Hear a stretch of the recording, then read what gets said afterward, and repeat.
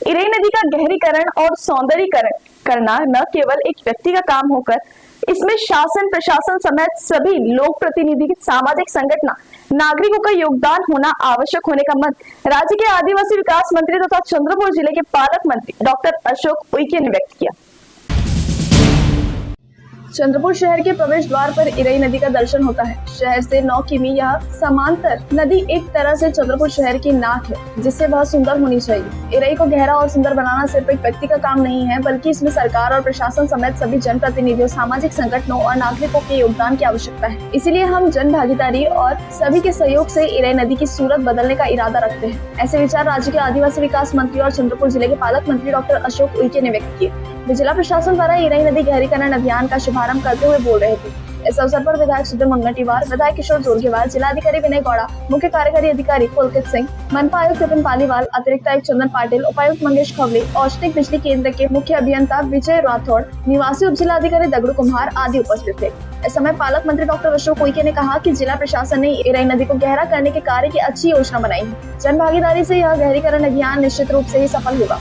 हर नागरिक के मन में यह भावना होनी चाहिए कि यह हमारी नदी है, यह हमारा मिशन है। साथ ही इस अभियान के बारे में अधिक से अधिक जागरूकता निर्माण की जानी चाहिए, ताकि लोग इसमें बड़े पैमाने पर भाग ले।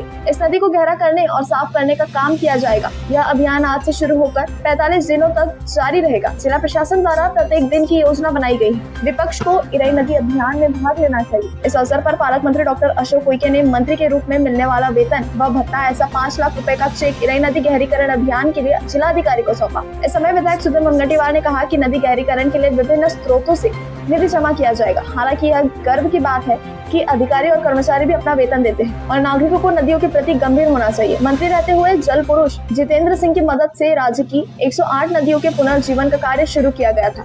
WCL और CSTPS का योगदान महत्वपूर्ण है, क्योंकि इरई नदी पर बहुत अधिक जलभार जमा हो रहा है। इरई नदी के 17 किमी क्षेत्र के लिए दीर्घकालीन समाधान की आवश्यकता है। एक वर्षा जल की प्रत्येक बूंद मिट्टी में समाहित हो, इसके लिए अच्छी योजना बनाई जानी चाहिए और यह अभियान निरंतर जारी रहना चाहिए। पर्यावरण विशेषज्ञों की एक स्थायी समिति भी गठित की जानी चाहिए, ऐसा विधायक सुधीर मुनगंटीवार ने कहा। साथ ही उन्होंने अपना 1 माह का वेतन इस अभियान के लिए देने की घोषणा की। तो वहीं विधायक किशोर जोरगेवार ने कहा कि मानव बस्तियां नदियों के किनारे स्थित है। चंद्रपुर जिले में इरई, झरपट, वैनगंगा और वर्धा नदियां बहती हैं। पहले चरण में इरई नदी को गहरा किया जाएगा और फिर उसका सौंदर्यीकरण किया जाएगा। प्रशासन को इस पूरे अभियान को पूरी क्षमता से क्रियान्वित करना चाहिए। इस अवसर पर उन्होंने इस अभियान के लिए 2,55,000 रुपए का चेक पालक मंत्री को सौंपा। आपल्या चंद्रपूर जिल्ह्यातील अतिशय महत्त्वाची नदी म्हणजे इरई नदी.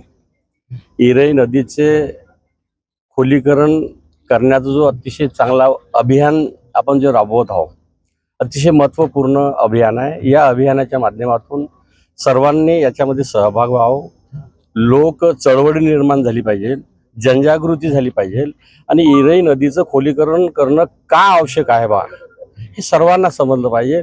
आणि मी जबाबदारीने सांगतो शासनाच्या वतीनं की 100% यावेळेस इरई नदीचे खोलीकरण, रुंदीकरण 100% होईल। अर्धवट सोडून जाणार नाही, अर्धवट राहणार नाही।